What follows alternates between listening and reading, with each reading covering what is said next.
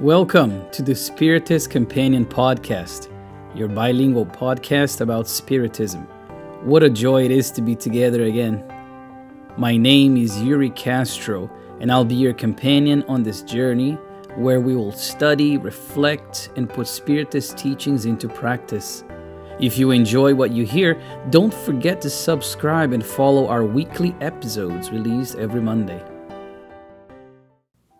In today's episode, we're going to explore the teachings found in the well-known passage from Matthew 7, "Seek and you shall find." What are we actively seeking? And what are we finding through that search? How can we ensure our efforts are directed toward the true treasures of the Spirit? Shall we learn together? As usual, we will begin with a message from Emmanuel through the hands of Chico Xavier. This one is found in the book The Way, the Truth, and the Life, message number 73. He says, "Good workers, on the other hand, understand before anything else the profound meaning of the opportunity they have received. They not only make sure of all their own resources, but they also respect other people's. They do not depend on the seasons. They plant the fruit of the cold and heat with the same enthusiasm. They are friends of nature. They learn its lessons. They are upbeat, and they find the same contentment in both the hard work of sowing and in the joy of harvesting." So with that, we can already understand how Emmanuel is giving us directives. He's giving us an analogy for us to understand that we are workers, that we are seeking something, but we are also receiving it. And sometimes receiving opportunities is not enough in our narrow minds, or we receive the opportunities and we don't really pay attention to them, we don't really seize them. So the question becomes then, what is it that we are actually seeking, and what are we doing when we are receiving it? Going back to the Bible on Matthew 7, the full passage says, and this varies depending on translation, of course, but this one says, "Ask and it will be given to you, seek and you shall find, knock and it will be opened to you." Today we're going to reflect on how this seemingly simple verse, one that maybe we've all have heard at some point, is actually a true invitation to active faith, hope, in both the inner and outer world. Here, Jesus is telling us about spiritual perseverance as well. He shows us that the most precious things in life, peace, wisdom, growth, light, they do not fall into our laps. No, they must be sought, built, and earned through effort and through our own persistence in the work that we are doing. So it becomes very important for us to realize what it is that we are actually seeking, how we're seeking it, and once that door is open, as it says there in the passage, what we do about it. Allan Kardec, in the chapter 25 of the Gospel According to Spiritism, he reminds us that faith cannot be passive. No, he writes, "Help yourselves and heaven will help you. Seek and you shall find, work and you shall produce." These words embody the law of labor. So it's interesting that Kardec talks about how we're going to seek and we will find, but also work and you shall produce.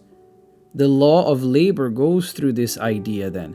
This means that waiting for miracles without taking action does not align with divine logic. Waiting for something to happen, passively waiting actually, is not going to amount to anything. God gave us the intelligence, willpower, and free will, but it's up to us to do our part. Much as the sowers that Emmanuel talks about, much as the field worker, we have the tools at our disposal. So the question becomes, what are we doing with those tools? What are we actually sowing? Kardec here unites two fundamental ideas of Spiritism as well: faith and action. Believe, yes, but act with faith. Ask, yes, but seek with effort. We are called to use faith, therefore, as this sort of lever for transformation, not as an excuse for stagnation. How many times have we expected solutions to just appear almost magically without lifting a finger or without actually trying to do something about it? How often do we say, "Oh, God will provide," while we forget to plant the seeds of what we hope to harvest? How many times, my dear friends, let's be honest, have we been in this situation? Have we been in this position where we are asking or we're just expecting something to happen, saying, "Oh yeah, I do have faith," but we're not doing anything for that result? The phrase, "seek and you shall find," leads us to an essential question. What are we truly looking for in life? Are we seeking only material goods, recognition, comfort? Or are we striving to become better people, to better those around us, to develop virtues such as patience, to use charity as a means to expressing our love for the creation and using our wisdom? Because as Jesus says, we find what we are truly and actively seeking. If we seek goodness, goodness finds us. If we seek light, light draws near. But if we insist on paths of selfishness or pride, the two scourges of our own moral development as we learn, we inevitably find the consequences of those choices rooted in selfishness and pride. And this passage of the "seek and you shall find" goes very well with another one from Matthew chapter 6, when Jesus said, "Do not store up for yourselves treasures on earth, where moths and vermin destroy, and where thieves break in and steal. But store up for yourselves treasures in heaven, where moths and vermin do not destroy, and where thieves do not break in and steal. For where your treasure is, there your heart will be also." How beautiful is that, actually? This idea of these treasures that we are accumulating, and it makes us think, what are we actually accumulating? What are we actually seeking? Are we seeking the kind of treasures that Jesus referred to? The earthly ones, which are temporary and will all, without exception, stay behind? When we return to this spiritual home and later to another reincarnatory cycle, we don't bring with us what we own. No, we bring with us what we are. So let us reflect for a second. How much effort, stress, thoughts, how much energy are we spending chasing after treasures that can be stolen or that rust and moth consume? In the Gospel according to Spiritism, we also learn that God knows our needs and provides for them as necessary. Yet man, insatiable in his desires, is often not content with what he has. Sometimes we don't think that the necessary is enough, so we crave for the superfluous.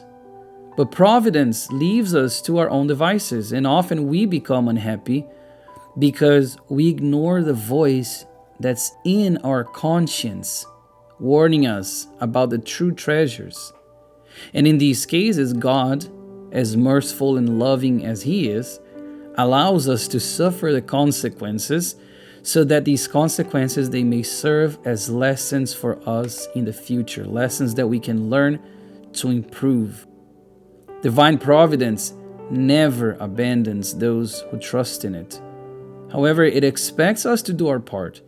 If providence does not always help materially, it certainly inspires ideas that help us find a way out of difficulty.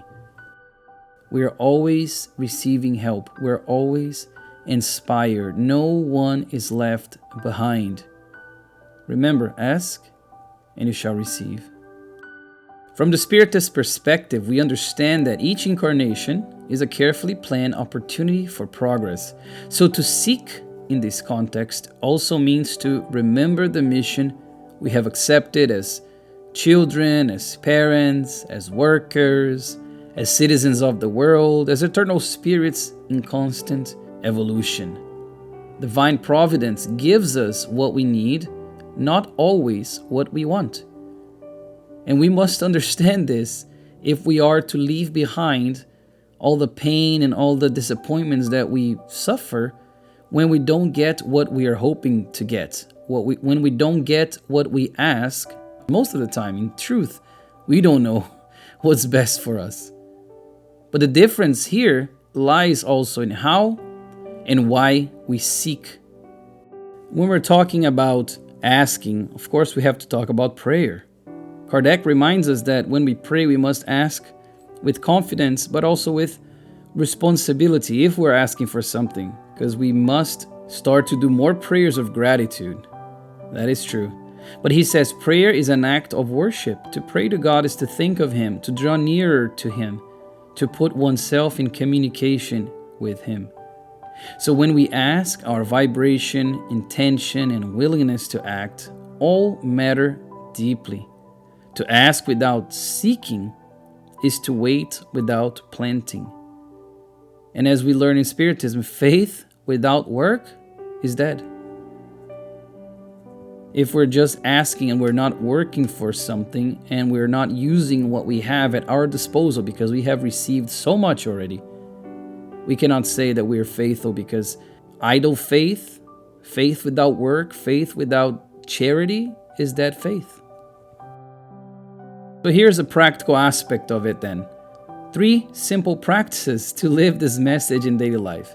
Number 1, pray with clear intention. When you pray, reflect, what am I truly seeking? Ask for wisdom, not just immediate solutions. Because oftentimes that's what we ask for our problems simply to go away, when we should be asking for wisdom, for strength to endure them. Number 2, work toward inner transformation. Commit to your own personal renewal with perseverance.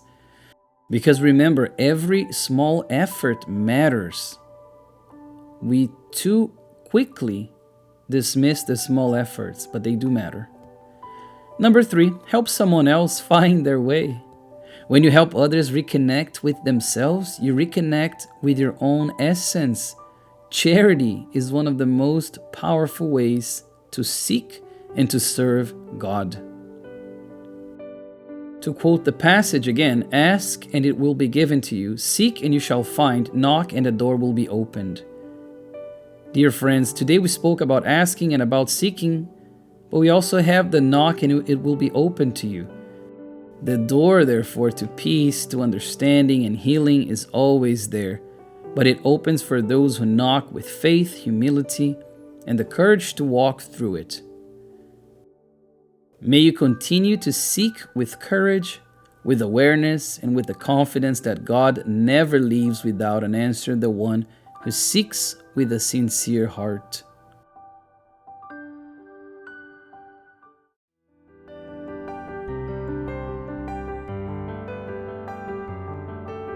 And just like that, we reach the end of another episode. Thank you so much for joining me today in another episode of the Spiritist Companion podcast. As usual, if this message touched your heart, share it with someone who might also be seeking for something meaningful on their journey.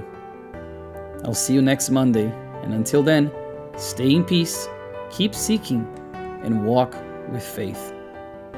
With fraternal love, your Spiritist companion.